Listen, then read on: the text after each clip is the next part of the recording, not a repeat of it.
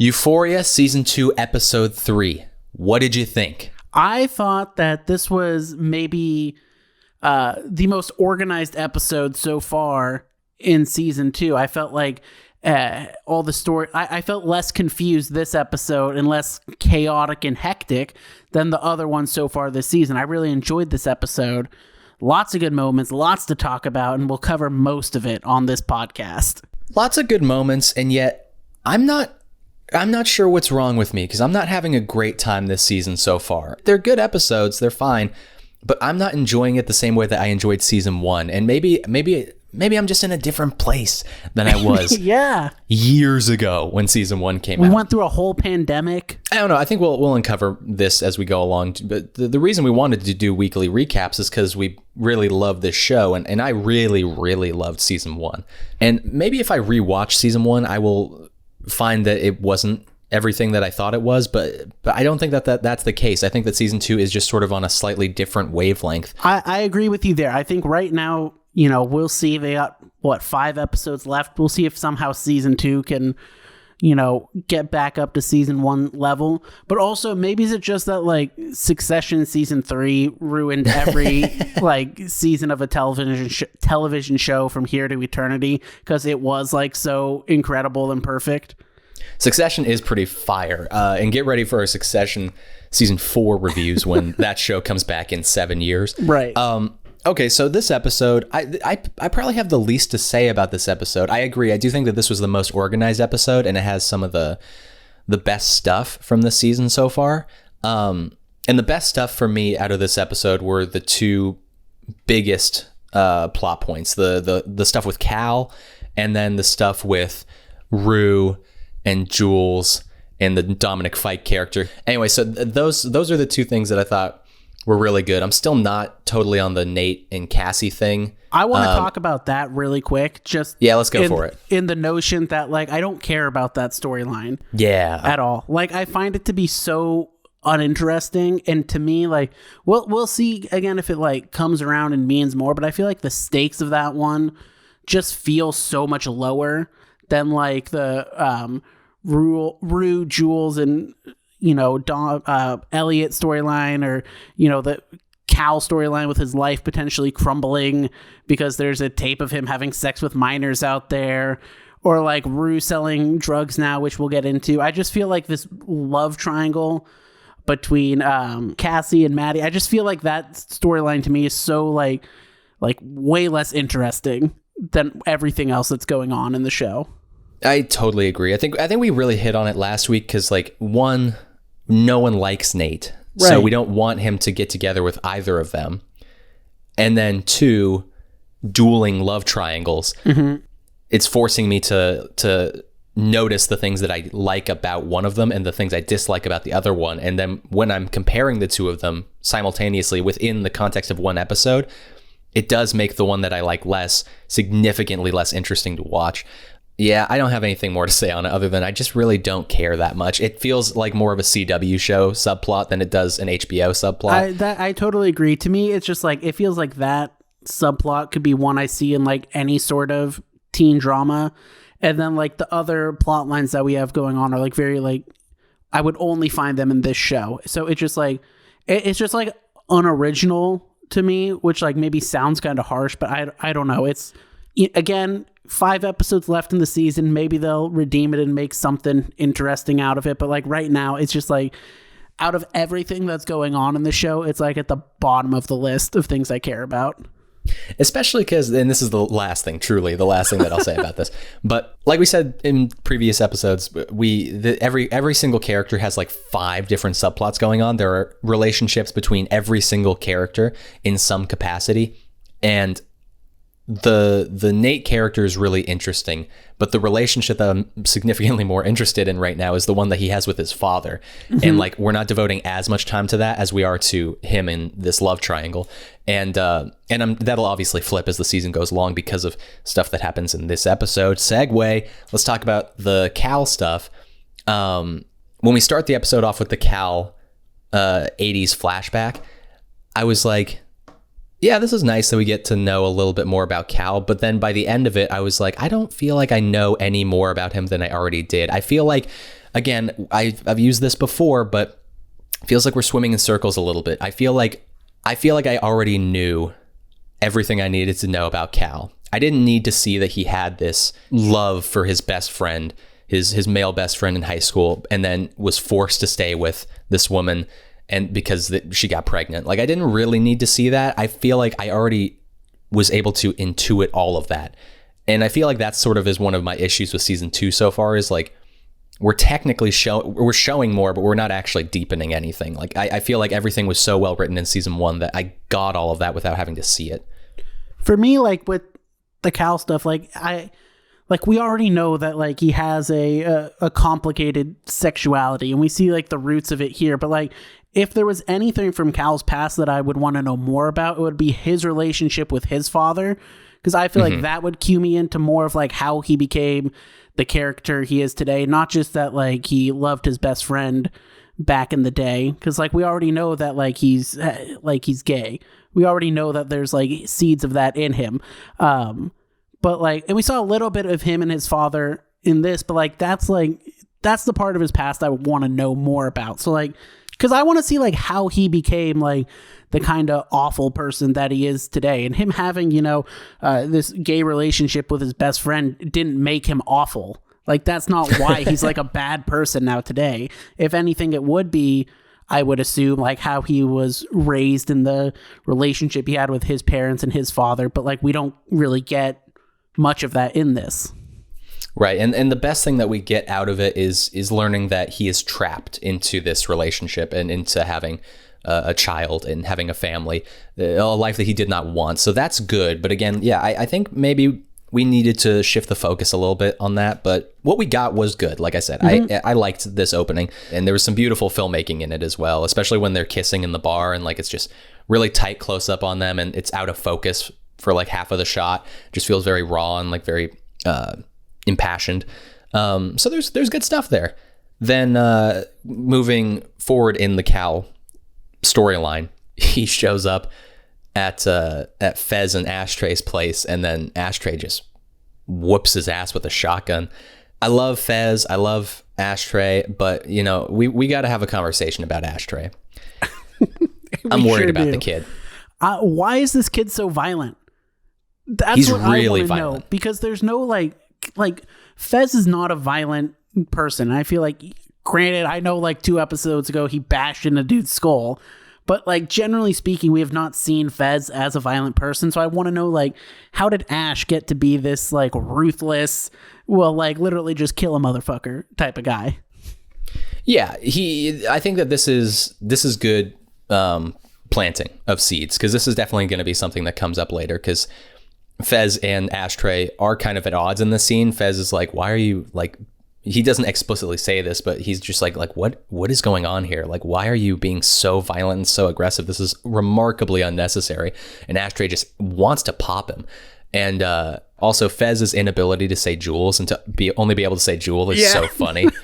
It's just like really great, funny, small character detail. They could have taken this down a different path, but I like the path that they took it down, where they sort of resolved this. I'm sure there will be more to come, but like they could have had a whole season of Cal coming after Fez, and they could have ended this whole thing with Cal killing Fez or having him get killed or something. But instead, it sort of ends in like a serio-comic scene where like Cal just gets his face bashed in with a shotgun, but like Fez is kind of having like some jokes on the side. And so I don't know. I like this. I like this scene. I like what they did with 2 of the plot lines, this one and then the main trio love triangle in this episode, because I think that they sort of pulled the rug out from under me a little bit. They were like, okay, this is what we were promising for the season. Just kidding. It's only going to be like a 3-episode arc, and then we're going to shift it into something else. Right. And I think, you know, where they decided to shift it is also an interesting place to go to, because Cal, I believe, before did not know that Nate had any sort of relationship with Jules. And now Fez was like, oh, Jewel, the one that your son was in love with.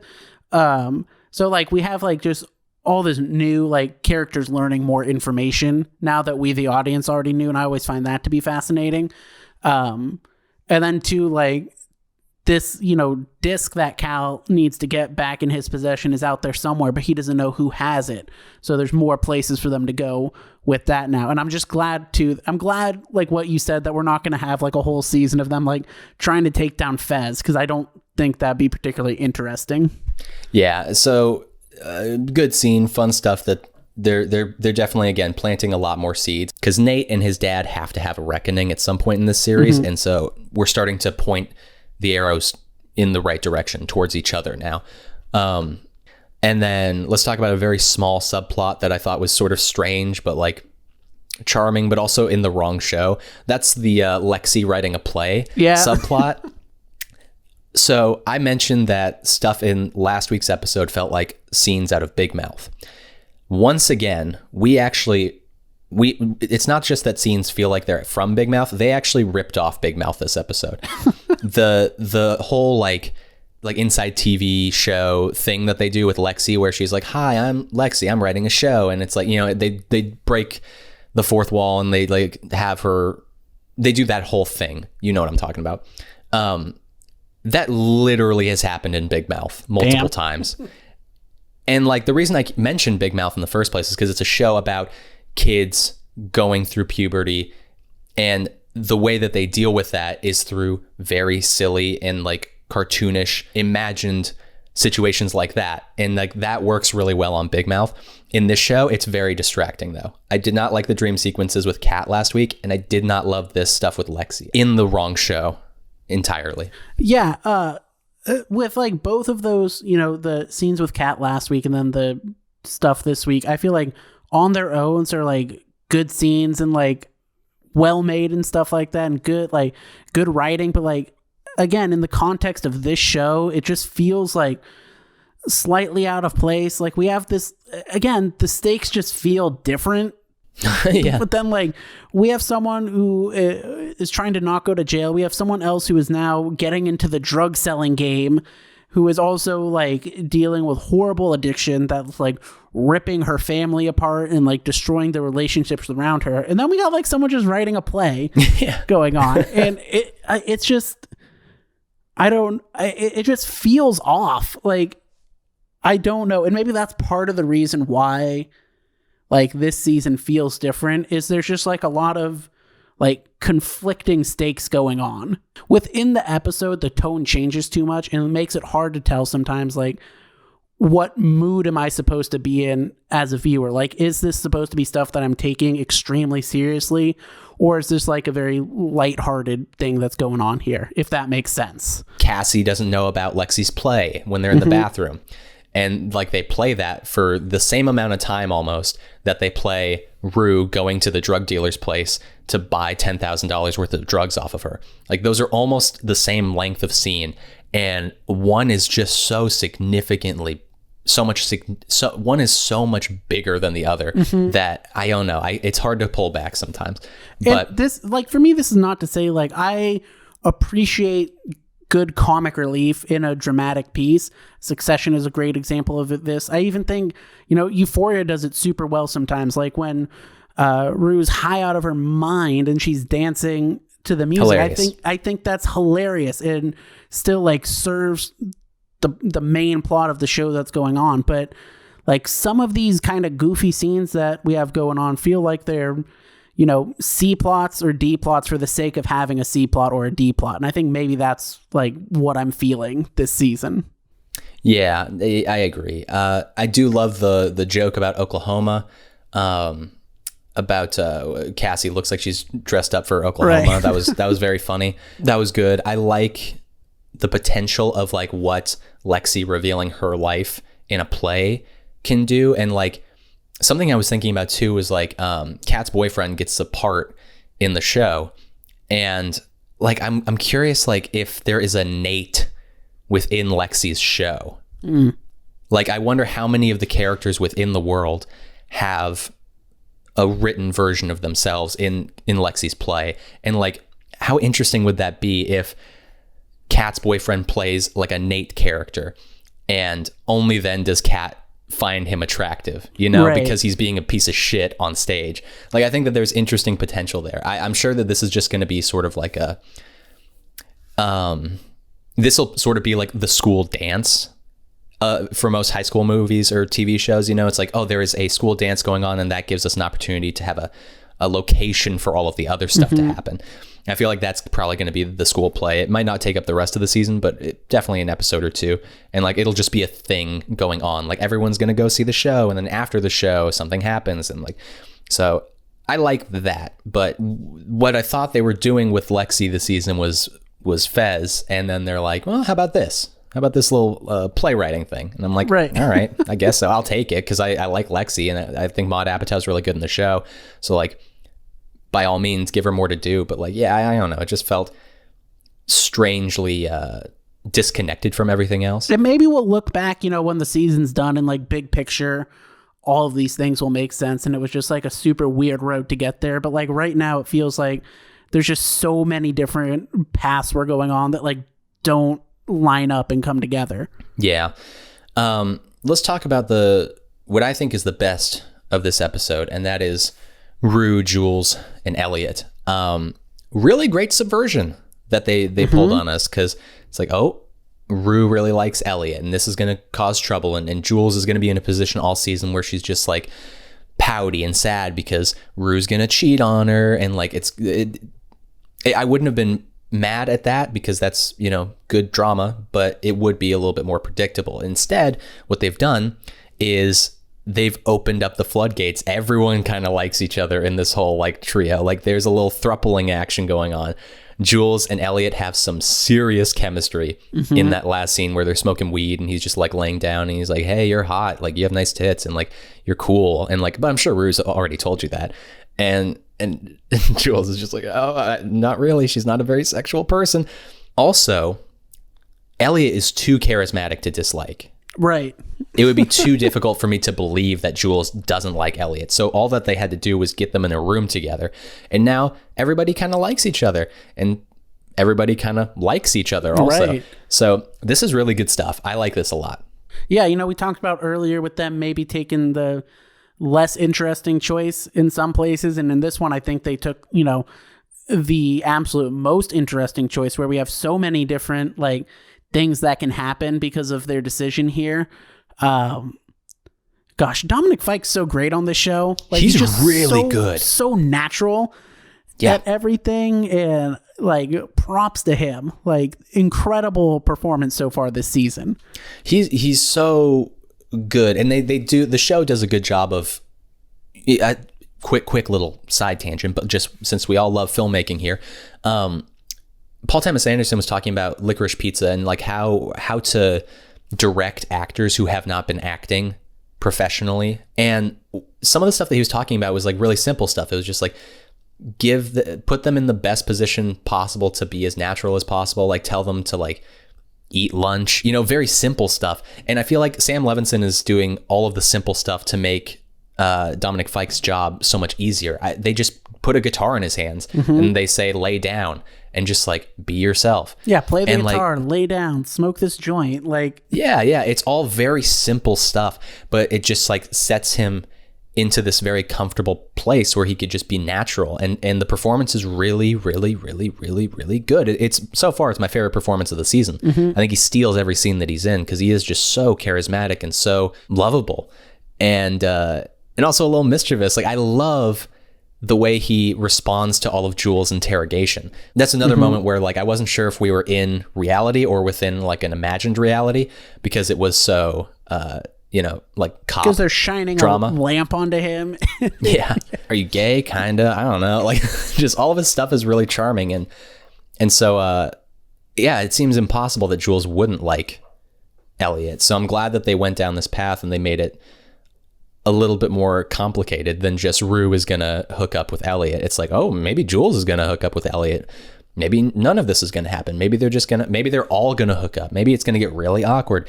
We have a love triangle where everyone loves everyone in it. Yeah. It's all like really positive right now, which is pretty cool. And like, it has the potential to spin out of control, or it could be just like a very positive other thing. They have lots of room in this one. And I like it a lot. other stuff happening with Rue in this episode. Her addiction is just ruining her life at this point. Oh, it's just bad. It's really bad right now. It's real bad.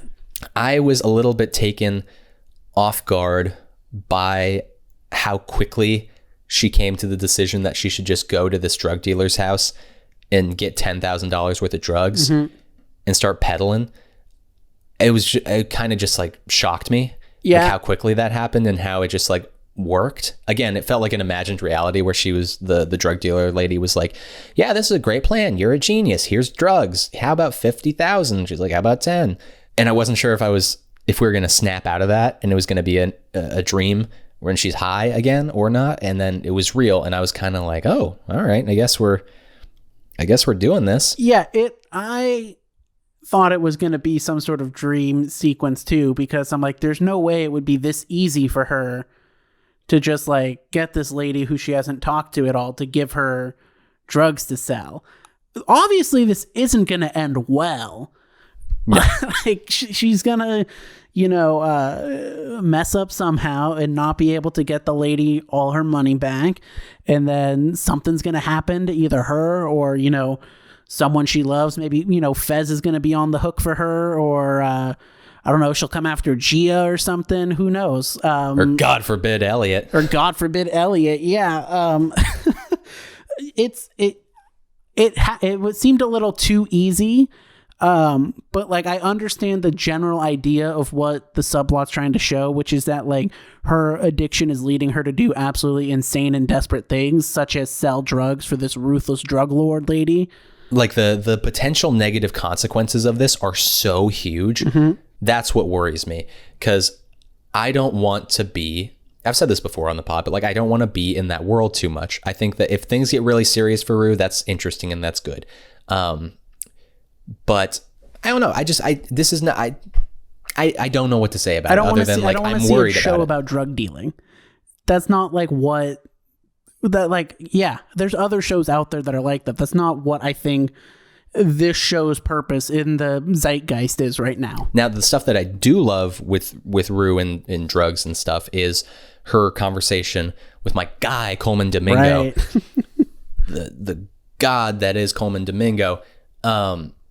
That's a really good scene at the end. I like her life. I mean, I don't like her life falling apart, but like, narratively, I'm interested in her life falling apart in these small relationships that she has, as opposed to going out and becoming a drug dealer and then having big outside forces come and fuck up her life, if that makes sense. I know it's all because of decisions she's making, but like, I would rather her just have a nasty conversation with her sponsor like she did in this episode and then have that falling out than her not be able to pay back the money for the drugs and then have some big buff dudes show up at her house and threaten to beat the crap out of her family.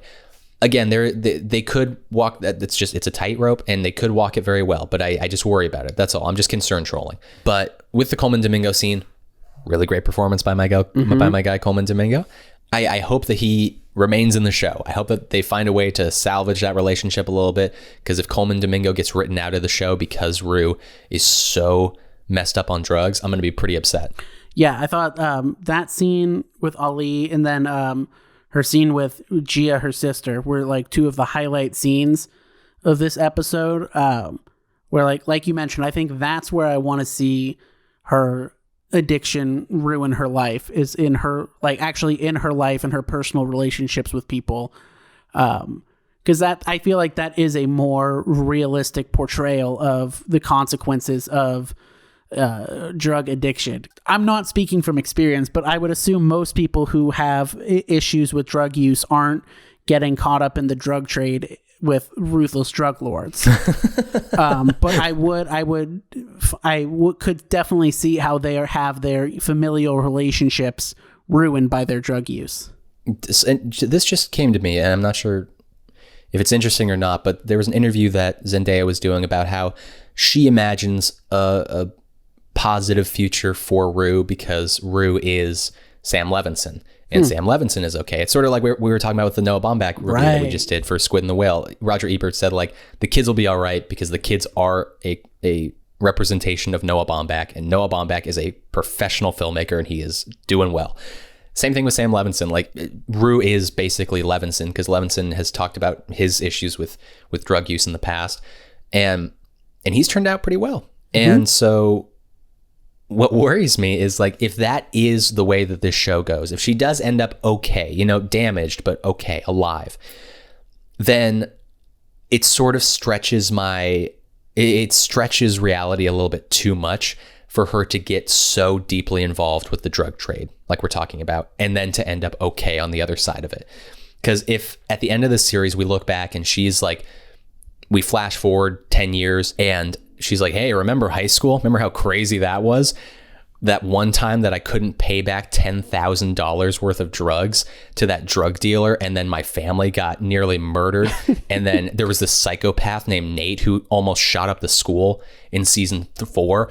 Like, do you remember that? Like, it just sort of stretches reality a little bit too thin if everyone ends up okay. And I think that's where I'm more concerned. It's like, if we go down this route, it has to be, the stakes have to be real. Like, they have to be, this shit has to get actually serious. And I don't want it to get that serious. I like we already said, keep it small, keep it in these weird little interpersonal fallouts.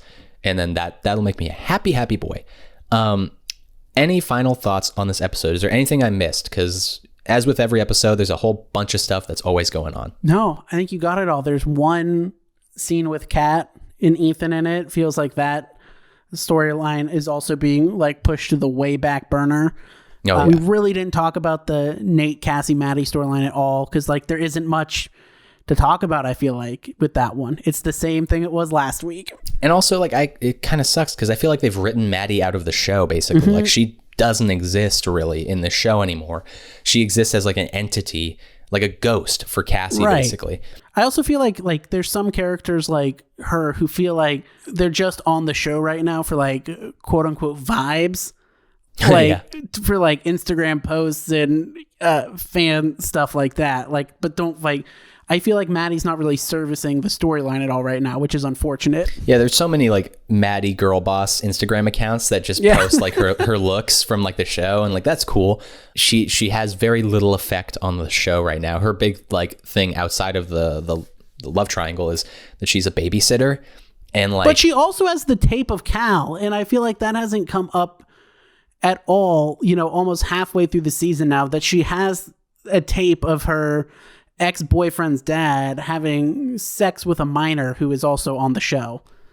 Yeah, I wonder if we're supposed to, we'll wrap up after this, but I wonder if the writers of the show assume that that's just in our brain, like we're always thinking about that. Check off sex tape, exactly. And yeah, I think that a gentle reminder would be nice, because that would also make the ending more interesting, where Nate shows up at Maddie's with flowers, which was a nice little bait and switch. It's like, oh, he's going to give the flowers to Cassie, and then nope, just kidding, he's showing up at Maddie's. I think that makes it even more interesting if we are reminded that like, oh, there could be an ulterior motive here for Nate. Well, definitely an ulterior motive here for Nate trying to get back with Maddie because he needs that tape back. But it wasn't even something that was in my mind when I watched it. So it's not until now that I even thought about that being a thing, and like, therefore some lost dramatic potential, I think. So hopefully Maddie gets some more stuff. Hopefully the play subplot for Lexi becomes really interesting. Maybe Fez shows up for the play. Yeah. And like they have a cute little moment. I don't know. And then the drug dealer's going to come and murder Fez at the play. And then it's going to, exactly. And then hopefully Kat, they figure some stuff out with her, because it does feel like they're stringing that along, and it's very bite-sized little morsels. It's almost like they wrote themselves in a corner where they like have to do something with that, but like they don't want to. It feels like it's something that season 1 would have resolved over the course of one episode. They would have in the beginning introduced through their little monologue formula, like Kat's unhappy in this relationship, and then they would leave it alone. Middle of the episode would be that little dinner scene with the family, and then the end of the episode, she would break up with him, and then she would be able to go on and do whatever she wants for the rest of the season. But instead, it seems like they wrote that same plot that they could have done in one episode or 2 episodes, and they're just stringing it. And I think that sort of is a through line of this season so far. Still had fun watching it. Still great vibes. Great visuals. Great visuals. Zendaya, of course, just gonna win another Emmy when she's biking with the backpack and her head's like bobbing. That shit's so funny. I was thinking about this today, and I think Zendaya is one of the greatest comedic actresses of our generation. Very, very possible. She's great in the Spider-Man movies. She's great in Euphoria. She was great in Malcolm and Marie, a movie I don't like, but she's very good in it. So I think that's pretty much going to do it. You could tell by the way that we were talking about this episode that it was like, I don't know, like we sort of, you like the episode more than I did, but like it's a very lukewarm reception so far this season. And that's unfortunate. I wonder if you, the audience at home, are feeling the same way. If you are, let us know. If not, just comment anything in the comments. Who cares, Thank you for listening. Come back next week for another Euphoria Season 2 weekly recap. Check out the Noah Baumbach series. We just did The Squid and the Whale. We're going to do Margot at the Wedding next. And then what was the pod that we just recorded that's going out on Wednesday? Oh, it was a little random pod. We talked about blockbusters and comedies. So check all of that out. And as always, thanks for listening.